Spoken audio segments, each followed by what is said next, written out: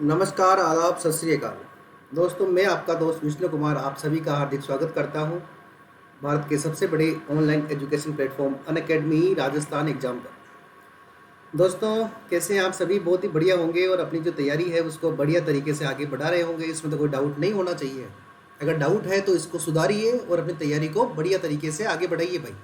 ठीक है, आओ हम राजस्थान का जो ज्योग्राफी वाला पार्ट पढ़ रहे थे उसमें हमारा जो ड्रेनेज सिस्टम ऑफ राजस्थान है वो कंटिन्यू था, तो उसको आगे और कंटिन्यू करते हैं। उसमें हमने सबसे पहले देखा था कि अरेबियन सी का जो हमारा जो अपवा तंत्र है उसके अंदर सबसे पहले हमने देखा था लूनी नदी, और रिवर लूनी के बारे में हमने बढ़िया तरीके से चर्चा करी है। उसके बाद में जो सेकंड हमने रिवर का स्टडी किया था उसका नाम आप जानते हैं, इसके हमने सहायक नदियाँ देखी थी। उसके बाद हमने देखा था हमारी दूसरी माही नदी, और माही नदी की जो है हमने कल कुछ बेसिक बातें देख ली थी, और आज जो है दो नदियों के बारे में चर्चा करेंगे। एक नदी का नाम है सोम नदी और एक नदी का नाम है जाखम नदी। साथियों, जो सोम और जाखम है ये दोनों किसकी हेल्पिंग ट्रिब्यूटरी है?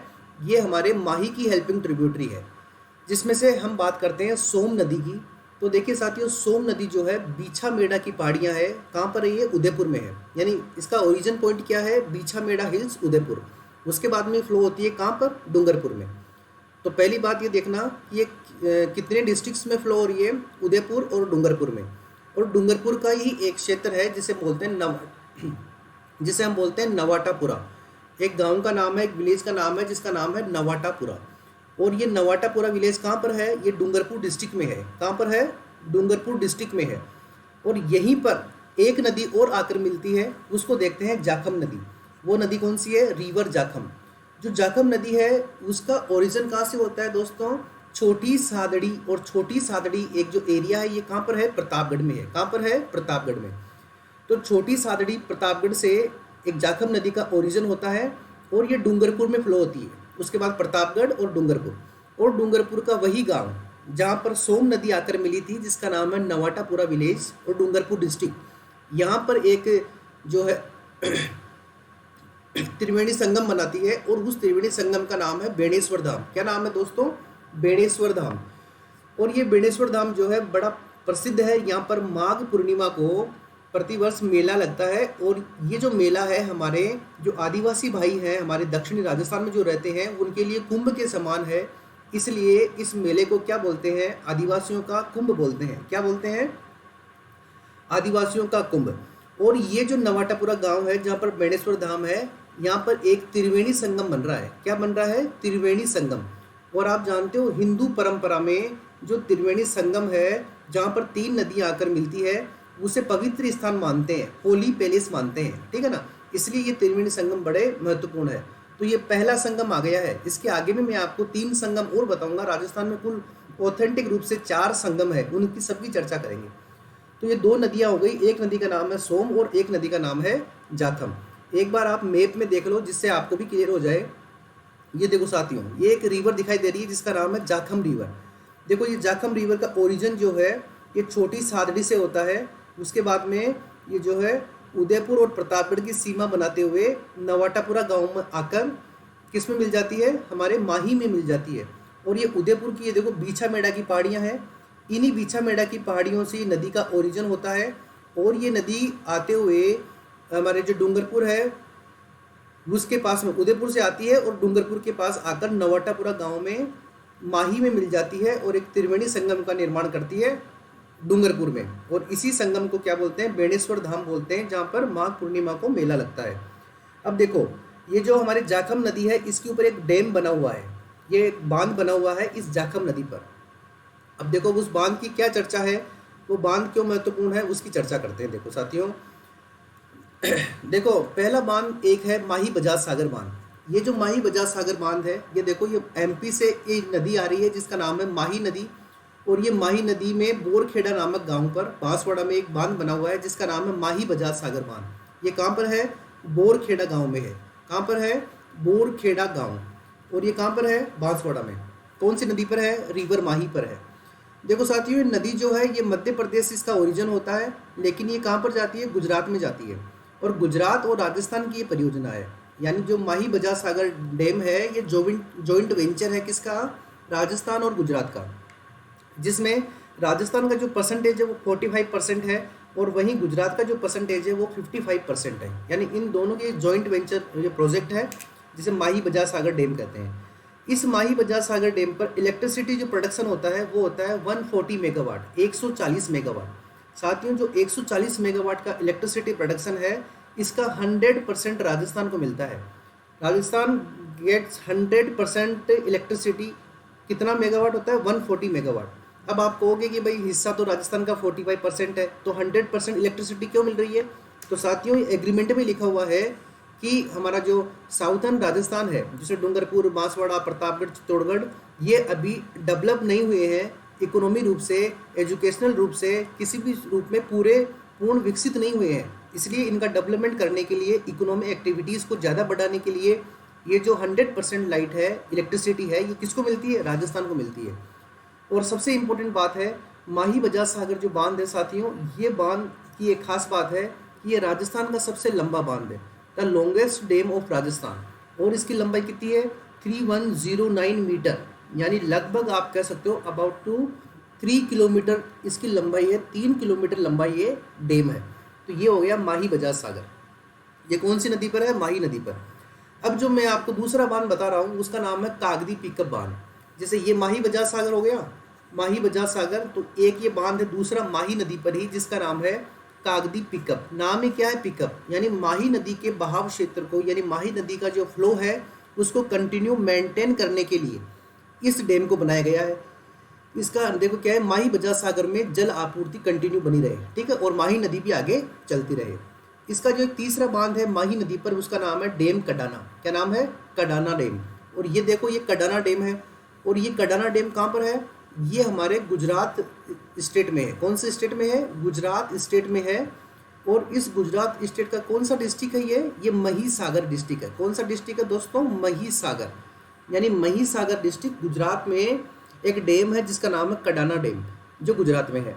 तो ये 3 बांध मैंने आपको बताए हैं। एक का नाम है माही बजाज सागर, दूसरे का नाम है कागदी पिकअप और तीसरे का नाम है कडाना डैम। ये तीनों जो डैम है ये कहाँ पर है? माही नदी पर है, ठीक है। अब चलते हैं जाखम बांध पर। जाखम बांध जो है हमारे जाखम नदी पर बना हुआ है। पहली बात है, नाम से ही पता है जाखम बांध होगा तो कौन सी नदी पर होगा? जाखम नदी पर होगा, उसमें कोई दो राय नहीं है। तो देखो, जाखम बांध है ये हमारे अनूपपुरा विलेज में है। विलेज कौन सा है? अनूपपुरा विलेज। और कहाँ पर है अनूपपुरा विलेज? प्रतापगढ़ डिस्ट्रिक्ट में है। और आपको पता है प्रतापगढ़ जो है 33 यानी 33वां जिला है राजस्थान का, सबसे नया जिला है। तो ये अनूपपुरा गांव में है ये बांध। और कौन सी नदी पर है? जाखम नदी पर है। इसकी ऊंचाई है 81 मीटर। साथियों ध्यान रखना, the height of Jakham dam is 81 metre. It's very important. क्यों? क्योंकि ये राजस्थान का सबसे ऊंचा बांध है। ये राजस्थान का सबसे ऊंचा बांध है, यानी हाईएस्ट डैम ऑफ राजस्थान। तो देखना, मैंने आपको थोड़ी देर पहले बताया था कि राजस्थान का सबसे लंबा बांध जो है उसका नाम क्या है? माही बजाज सागर बांध। अब मैं आपको यूं बता रहा हूं कि राजस्थान का सबसे ऊंचा बांध, यानी जिसका एवरेज हाइट सबसे ज़्यादा है, उसका नाम क्या है? जाखम डैम। और जाखम डैम कहाँ पर है? प्रतापगढ़ में है। कौन सी नदी पर है? जाखम नदी पर है। और साथियों, राजस्थान का सबसे ऊंचा बांध है, सबसे हाइट के ऊपर ये डैम है राजस्थान में, जाखम डैम। अब मैंने आपको बताया था सोम नदी, और सोम नदी का उद्गम जो है, ओरिजिन पॉइंट क्या है? बीछा मेड़ा हिल्स, उदयपुर। और ये उदयपुर और डूंगरपुर में बहती है। तो साथियों, इस सोम नदी के ऊपर ये 2 प्रोजेक्ट हैं जो बड़े इंपॉर्टेंट हैं, कई बार एग्जाम में पूछे गए हैं डायरेक्ट। एक प्रोजेक्ट का नाम है सोम कागदर प्रोजेक्ट। क्या नाम है? सोम कागदर परियोजना। और ये कहाँ पर है? हमारे उदयपुर डिस्ट्रिक्ट में है। कहाँ पर है मित्रों? उदयपुर डिस्ट्रिक्ट में है। और एक प्रोजेक्ट का नाम है सोम कमला अम्बा। क्या नाम है? सोम कमला अम्बा। और ये जो सोम कमला अम्बा है ये कहाँ पर है? डूंगरपुर में है। इस सोम कमला अम्बा को आरपीएससी ने 20 से ज़्यादा बार पूछ लिया है एग्जाम में कि सोम कमला अम्बा प्रोजेक्ट कौन सी नदी पर है? सोम नदी पर है। कौन से डिस्ट्रिक्ट में है? डूंगरपुर डिस्ट्रिक्ट में है। तो सोम नदी की ये 2 परियोजनाएं, you have to remember, keep in mind, कि सोम कागदर उदयपुर और सोम कमला अम्बा डूंगरपुर। नेक्स्ट चलते हैं। ये हमारी माही नदी कंप्लीट हो गई। अभी एक नई नदी है जिसका नाम है वेस्टर्न बनास, यानी पश्चिम बनास। तो आप देखो इस मैप में, यहाँ पर ये देख पा रहे हो, ये जो मैं एरो कर रहा हूँ ये एक नदी है जिसका नाम क्या है? पश्चिम बनास नदी। और ये हमारा सिरोही डिस्ट्रिक्ट है। कौन सा डिस्ट्रिक्ट है? सिरोही डिस्ट्रिक्ट है साथियों। यहाँ से ये नदी निकलती है और इसका नाम है पश्चिमी बनास। तो देखो, एक सिरोही के अंदर एक जगह है जिसका नाम है नया सनवाड़ या नया सानवाड़। ये गांव जो है, ये विलेज जो है, ये एरिया जो है, ये कहाँ पर है? सिरोही डिस्ट्रिक्ट में है। उसके बाद ये नदी थोड़ी आगे बढ़ती है। आगे बढ़ने के बाद में आबू शहर, यानी सिरोही का जो इम्पोर्टेंट शहर है, सिटी है आबू, वो इसी नदी के किनारे बसा हुआ है। किस नदी के किनारे पर? पश्चिमी बनास, यानी वेस्ट बनास के बनास जो है इसी के किनारे पर बसा हुआ है। उसके बाद ये नदी राजस्थान में बहती है। राजस्थान मतलब सिरोही जिले में बहती है, गुजरात के अंदर एंटर करती है। गुजरात का एक इम्पोर्टेंट जो डिस्ट्रिक्ट है, शहर है, जिसका नाम है डीसा। क्या नाम है? डीसा। वो भी पश्चिमी बनास के किनारे बसा हुआ है। उसके बाद में ये लिटिल कच्छ के रण को जाकर ज्वाइन कर लेती है। यानी लिटिल कच्छ का रण किसका पार्ट है? पार्ट ऑफ द अरेबियन सी, यानी ये अरब सागर का भाग है। तो यहाँ पर जाकर ये मिल जाती है भाई, कोई दिक्कत नहीं है। ठीक है। इसका जो टोटल लंबाई है वो 260 किलोमीटर है, 260 यानी 260 किलोमीटर है। इसकी दो इम्पोर्टेंट हेल्पिंग ट्रिब्यूटरी है। एक आप देख रहे हो इसके राइट साइड से आती है, दूसरा इसके लेफ्ट साइड से आती है। जो राइट साइड से आती है नंबर 1, उसका नाम है रिवर सूकली। क्या नाम है? सूकली। ध्यान रखना, सूकड़ी जो है वो लूनी की सहायक नदी है और सूकली जो है वो हमारे वेस्ट बनास की सहायक नदी है। सूकली नदी also known as a river Sipu, यानी सूकली नदी का ही दूसरा नाम क्या है? सीपू नदी। और ये कहाँ बहती है? It's flow in the Sirohi and Gujarat. ये सिरोही और गुजरात में बहती है, नंबर 1। और इसके जो लेफ्ट साइड से जो नदी आकर मिलती है उसका नाम है कुकड़ी नदी, रिवर कुकड़ी। मैं कुछ नहीं कर सकता भाई, नाम ही इसके कुछ इस प्रकार के हैं, इनको आपको जानना जरूरी है। इस रिवर का नाम क्या है? रिवर कुकड़ी। और कुकड़ी रिवर कहाँ पर है? हमारे सिरोही डिस्ट्रिक्ट में है। कहाँ पर है? सिरोही डिस्ट्रिक्ट में। तो साथियों ये है आपकी वेस्ट बनास यानी पश्चिम बनास नदी। बड़ी सिंपल स्वीट छोटी सी नदी है, कोई ज़्यादा माथापड़ी वाली बात नहीं है। तो ओरिजिन पॉइंट नया सनवाड़। कौन सा शहर? आबू शहर। गुजरात का कौन सा? डीसा। कहाँ मिलती है? छोटे कच्छ के रण में। लंबाई कितनी है? 260। सहायक नदियाँ सूकली, दूसरा नाम सीपू, और अन्य सहायक नदी कुकड़ी। ये छोटी सी बात हुई पश्चिम बनास की। ठीक है। और जो ये हमारे गुजरात है, गुजरात में कहाँ पे प्रवेश करती है? ये एक डिस्ट्रिक्ट है गुजरात में जिसका नाम है बनासकांठा।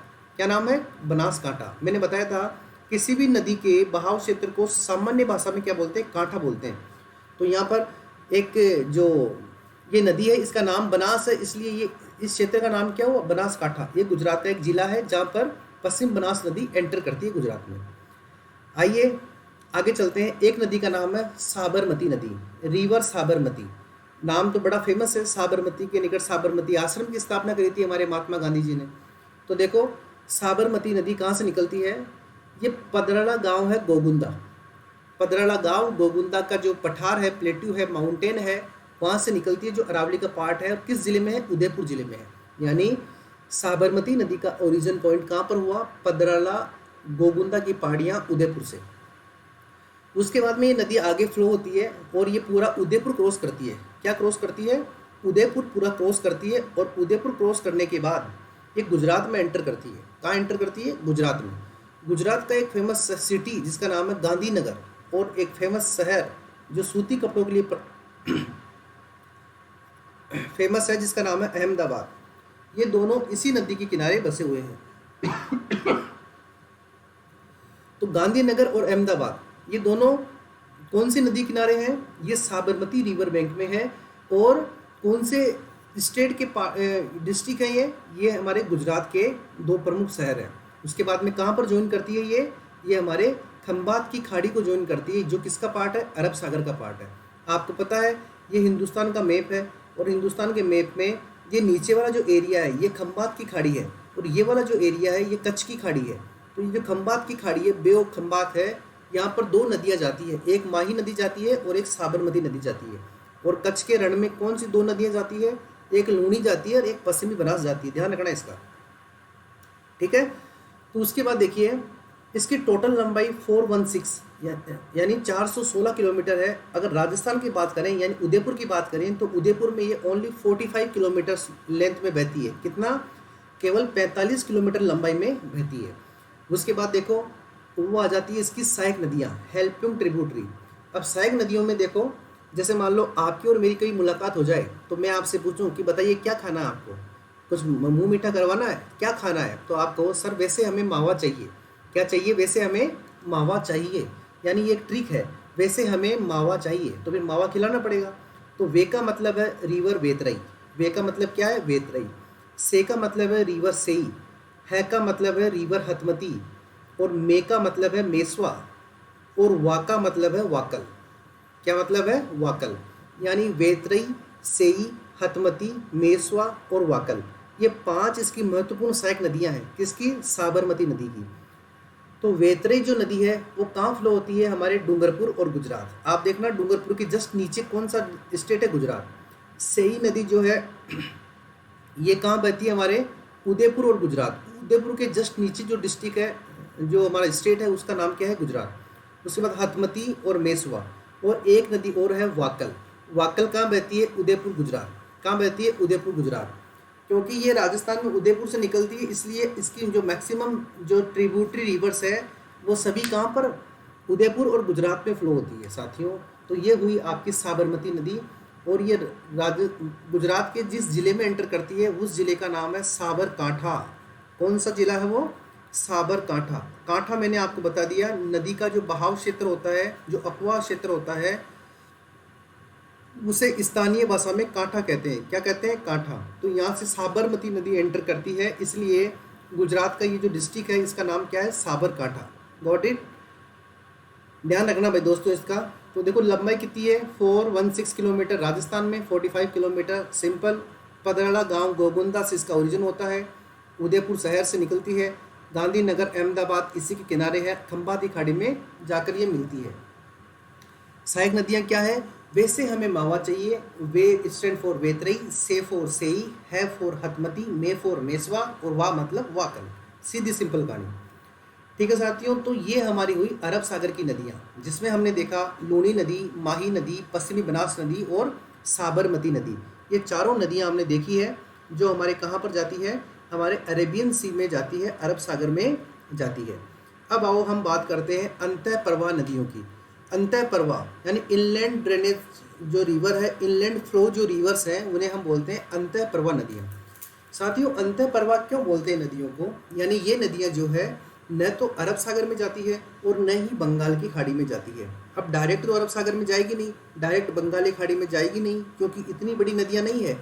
तो जैसे चंबल नदी जो है हमारी यमुना में मिलती है, और यमुना गंगा में, गंगा ब्रह्मपुत्र में, और उसके बाद कहाँ जाती है? बंगाल की खाड़ी में जाती है।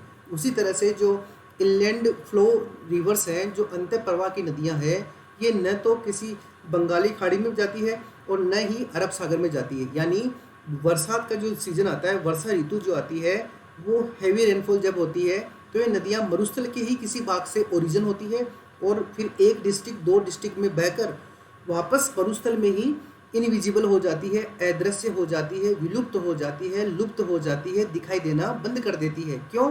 क्योंकि इनका जो वाटर कैपेसिटी है वो इतना ही है, उससे ज़्यादा पानी भी नहीं वहाँ पे, और ये आगे बढ़ती नहीं है। तो इस प्रकार की नदियों को बोलते हैं अंतः प्रवाह अपवाह तंत्र बोलते हैं। इसमें से एक पहली नदी का नाम आप देख रहे हो, रिवर गग्गर। ये गग्गर जो नदी है, ये भारत की सबसे महत्वपूर्ण अंतः प्रवाह की नदी है। भारत की सबसे महत्वपूर्ण इनलैंड जो है, इनलैंड फ्लो रिवर है, जो कि भारत और पाकिस्तान में बहती है। तो आओ देखो, ये गग्गर नदी का आपको बेसिन दिखाई दे रहा है, ये देखो ये गग्गर बेसिन है। यहाँ पर ये हनुमानगढ़ है और ये हमारे श्री गंगानगर है। ये हनुमानगढ़ है और श्री गंगानगर है। जब इसमें ज़्यादा पानी आ जाता है तब ये हनुमानगढ़ तक बहती है, और ज़्यादा आ जाए तो फिर हमारे श्री गंगानगर तक बहती है। अगर और ज़्यादा आ जाए तो फिर ये पाकिस्तान में एक जगह है जिसका नाम है फोर्ट अब्बास। क्या नाम है? Fort Abbas. This palace is in the Pakistan. Pakistan के फोर्ट अब्बास तक फ्लो होती है, उसके बाद में इनविजिबल हो जाती है। तो आओ देखते हैं। देखो साथियों, हिमालय की 3 माउंटेन रेंज है। एक को हम बोलते हैं हिमाद्री। क्या बोलते हैं? हिमाद्री। एक को हम बोलते हैं मिडिल हिमालय यानी मध्य हिमालय, और जो हिमालय की सबसे दक्षिण के अंदर जो रेंज है उसका नाम है शिवालिक श्रेणियाँ यानी शिवालिक माउंटेन रेंज। इन शिवालिक माउंटेन रेंज से एक छोटी सी पहाड़ियाँ है, उसका नाम है कालका पहाड़ियाँ। यानी मैं यूँ कहूँ कि कालका पहाड़ियाँ is the also part of Shivalik range and situated in दी हिमाचल प्रदेश। यानी कालका पहाड़ियाँ शिवालिक श्रेणी का भाग है और ये हिमाचल प्रदेश में स्थित है। अब देखो यहाँ से एक रिवर का ओरिजिन होता है और उस नदी का नाम है गग्गर नदी। क्या नाम है? गग्गर नदी। ये हमारे हिमाचल प्रदेश, हरियाणा, पंजाब होते हुए हमारे राजस्थान में एंटर करती है। और राजस्थान के कौन से ज़िले में एंटर करती है? ये राजस्थान के हनुमानगढ़ में एंटर करती है। और हनुमानगढ़ में जहाँ से एंटर करती है उस जगह का नाम क्या है? टिब्बी तहसील हनुमानगढ़। कौन सी तहसील है ये? टिब्बी तहसील हनुमानगढ़। उसके बाद में ये आगे बढ़ती है और यहीं पर हनुमानगढ़ में इसके ऊपर एक सभ्यता है, एक सिविलाइजेशन है जिसका नाम है कालीबंगा सिविलाइजेशन। उसके बाद में यहीं पर है पीलीबंगा सिविलाइजेशन। उसके बाद में ये अगर थोड़ा और इसमें पानी ज़्यादा आ जाता है तो ये श्री गंगानगर में जाती है। उसके बाद अगर और पानी ज़्यादा आ जाता है तो रेड क्लिफ लाइन, ये हमारी अंतर्राष्ट्रीय सीमा है भारत और पाकिस्तान के बीच में जो इंटरनेशनल बॉर्डर है, that border known as a Radcliffe line. ठीक है, और ये रेड क्लिफ लाइन 1947 में डिसाइड की गई थी। तो इसको क्रॉस करके पाकिस्तान में एक जगह है, उस जगह का नाम है फोर्ट अब्बास। क्या नाम है? फोर्ट अब्बास, जो कहाँ पर है? हमारे पाकिस्तान में है। तो यहाँ तक ये नदी जो है चली जाती है। इस नदी का टोटल लेंथ है 465 किलोमीटर, यानी 465 किलोमीटर इस नदी की कुल लंबाई है मेरे प्यारे मित्रों। कितना? 465 किलोमीटर। उसके बाद देखिए ये कहाँ का फ्लो होती है। देखो आपको पता है कालका माउंटेन कहाँ पर है? हिमाचल प्रदेश में है। उसके बाद हरियाणा, उसके बाद पंजाब, उसके बाद राजस्थान, और उसके बाद में अगर पानी ज़्यादा आ जाता है तो पाकिस्तान, यानी हिंदुस्तान और पाकिस्तान, यानी हिंदुस्तान और पाकिस्तान।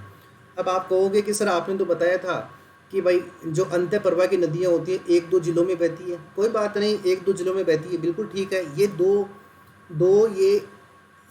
कंट्रीज़ में, 2 कंट्रीज़ में फ्लो हो रही है, लेकिन ये न तो बंगाली खाड़ी में जा रही है और न ही अरब सागर में जा रही है। फोर्ट अब्बास क्या है? मरुस्थल का एक एरिया है, वहाँ पर जाकर ये इनविजिबल हो जाती है, अदृश्य हो जाती है। ये भारत और पाकिस्तान से क्रॉस करती है, इसलिए इसे क्या बोलते हैं? इंटरनेशनल रिवर भी बोलते हैं, अंतर्राष्ट्रीय नदी भी बोलते हैं। इसका जो ड्रेनेज बेसिन है, जो अफवाह क्षेत्र है, उसे राजस्थान में 2 नामों से जानते हैं, नाली या पाट। नाली या पाट। और पाकिस्तान में इसे जानते हैं हकरा के नाम से। किस नाम से जानते हैं? हकरा के नाम से। इसका जो अपवा क्षेत्र है वो राजस्थान में उसे बोलते हैं नाली या पाट, और पाकिस्तान में इसे बोलते हैं हकरा। बात समझ गए? और हनुमानगढ़ में यहीं पर एक झील है इसी के पास में, जिसका नाम है तलवाड़ा झील। क्या नाम है? लेक तलवाड़ा।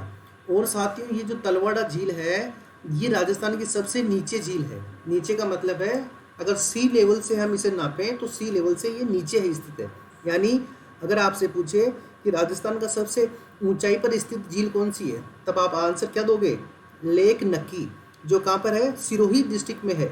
इसी तरह से अगर आपसे पूछे कि राजस्थान की सबसे नीचे झील कौन सी है, तो उसका नाम क्या है? हनुमानगढ़ की तलवाड़ा झील है, जो कि हनुमानगढ़ में है। और कौन सी नदी के किनारे है? हमारी जो गग्गर नदी है इसके किनारे है। देखो सरस्वती नदी, इसे मानते हैं कि जो वैदिक काल की एक नदी थी सरस्वती नदी, ठीक है ना, जिसे वैदिक नदी बोले गए हैं। और ऋग्वेद में जो सबसे प्राचीन हमारा वेद है जिसका नाम है ऋग्वेद, ऋग्वेद में सरस्वती नदी को नदी तमा कहा गया है। नदी तमा यानी नदियों में सबसे उत्तम। तो ये मानते हैं कि ये जो है सरस्वती नदी का ही भाग है, ठीक है ना। जो गग्गर नदी है ना, ये किसका पार्ट है? ये रिवर सरस्वती का ही पार्ट है, ऐसा मानते हैं साथियों। अब देखो बार बार ये सरस्वती नदी का मैटर उठ रहा है, तो इस सरस्वती मैटर को क्लियर करने के लिए एक जांच कमेटी बनाई है। और उस जांच कमेटी में 2 सदस्य हैं। एक का नाम है एस राम वाडरे और एक का नाम है हनुमंत राव। क्या नाम है? एक का नाम है एस राम वाडरे और एक का नाम है हनुमंत राव। यानी ये दोनों व्यक्ति जो हैं, ये कमेटी जो है ये जांच करेगी कि सरस्वती नदी का अभी फ्लो कहाँ पर है और ये वास्तव में सरस्वती नदी का ही पार्ट है क्या। अभी आपको पता है जैसलमेर और बाड़मेर क्षेत्र में, जालोर क्षेत्र में कई क्यूबिक घन मीटर के भंडार मिले हैं जल के, यानी लेकिन वो पानी कैसा है? खारा पानी है। तो वो पानी वहाँ से कैसे आया? क्या कारण है? आपने पढ़ा था भूगर्भीय जल पट्टी, वहाँ पर एक मीठे पानी का कुआं है जिसे थार का घड़ा कहते हैं, जिसका नाम चांदन नलकूप है। और वहाँ पर मीठा पानी कैसे आ सकता है? तो इन सभी चीज़ों की जांच के लिए एक कमेटी का गठन किया गया है जिसमें 2 सदस्य हैं। एक का नाम है एस राम वाडरे और दूसरे का नाम है हनुमंत राव। ऐसे ही देखो गग्गर नदी को मृत नदी यानी मरी हुई नदी और नाली नदी भी कहते हैं, यानी डेड रिवर और नाली रिवर। ये इसलिए कहते हैं क्योंकि ये लगभग बहती नहीं है, इसलिए मृत नदी कहते हैं, क्योंकि पानी का उतना फ्लो नहीं है, अतिक्रमण हो गया है इसके कैचमेंट एरिया में। और जो नाली नदी है वो इसलिए कहते हैं क्योंकि ये जब बहती है तो इसका जो जो इसका पार्ट है वो बिल्कुल नेरो रहता है, ज़्यादा बड़ा पार्ट नहीं होता, इसलिए नाली के रूप में दिखाई देती है। साथियों एक इम्पोर्टेंट बात यह है कि जब शिवालिक की पहाड़ियों के अंदर बहुत ज़्यादा तेज वर्षा होती है तो हनुमानगढ़ में बाढ़ आ जाती है। क्यों? क्योंकि हनुमानगढ़ जो है इस नदी के पेटे से नीचे बसा हुआ है और हनुमानगढ़ का एक जंक्शन है जिसे हम बोलते हैं हनुमानगढ़ जंक्शन, वो पानी के अंदर बिल्कुल क्या हो जाता है, बिल्कुल डूब जाता है। तो ध्यान रखना, जब हिमाचल प्रदेश की शिवालिक पहाड़ियाँ की कालका पहाड़ियों में जब तेज बारिश होती है तो हनुमानगढ़ का जंक्शन डूब जाता है। क्यों? क्योंकि हनुमानगढ़ का जंक्शन इस नदी के पेटे से नीचे बसा हुआ है। समझ गए?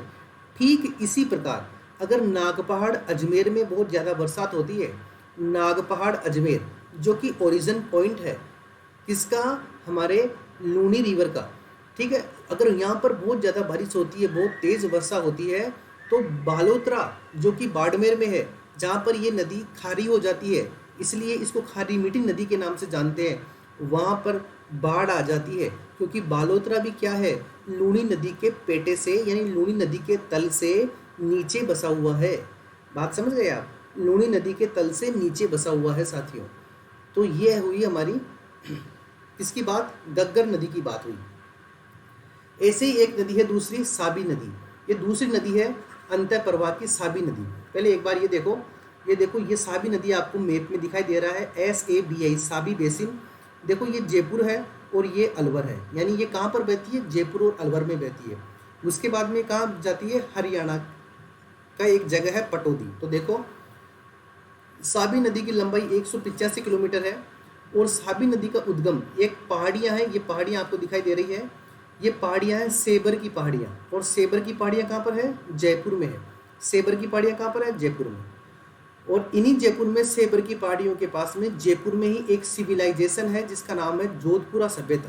क्या नाम है, जोधपुरा सिविलाइजेशन। देखो अगर आपके प्रश्न आता है कि जोधपुरा सभ्यता कहाँ है, तो पहला ऑप्शन जोधपुर रहेगा, लेकिन आपको क्या करना है, जयपुर करना है। और कौन सी नदी के किनारे, साबी नदी के किनारे। और यहाँ पर क्या मिले हैं, हाथी दांत के अवशेष मिले हैं, इसलिए फेमस है ये जोधपुरा सिविलाइजेशन। उसके बाद में जयपुर के बाद ये बहती है, ये जयपुर में बही, उसके बाद बहती है अलवर में। अलवर में पूरा अलवर क्रॉस करके ये एंटर करती है कौन से राज्य में, हरियाणा में। और हरियाणा का एक स्थान है जिसका नाम है पटौदी। और ये पटौदी स्थान किसके पास में है, गुड़गांव के पास में है, जिसका आजकल नया नाम हो गया गुरुग्राम। वहाँ पर जाकर क्या हो जाती है, लुप्त हो जाती है, इनविजिबल हो जाती है, अदृश्य हो जाती है, गायब हो जाती है। इसलिए तो इसे क्या बोला, अंतः प्रवाह क्षेत्र। क्या बोला, अंतः प्रवाह क्षेत्र। बात समझ आई? साबी नदी जयपुर और अलवर कितना किलोमीटर, 185 किलोमीटर। कहाँ से ओरिजिन, सेबर की पहाड़ियों से। कहाँ पर है, जयपुर में। कहाँ पर जाती है, पटौदी। कहाँ पर है, गुरुग्राम के पास, हरियाणा में। वहाँ पर क्या हो जाती है, विलुप्त हो जाती है। कोई स्पेशल बात? हाँ भाई स्पेशल बात है। साबी नदी पर जयपुर में जोधपुरा सभ्यता है जहाँ पर हाथी दांत के अवशेष मिले हैं।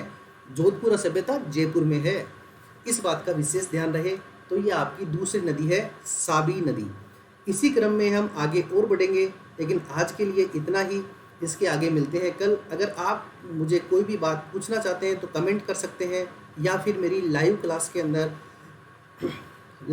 अंदर शाम को 5 बजे वाईफाई 2.0 में राजस्थान ज्योग्राफी के लिए आ सकते हैं।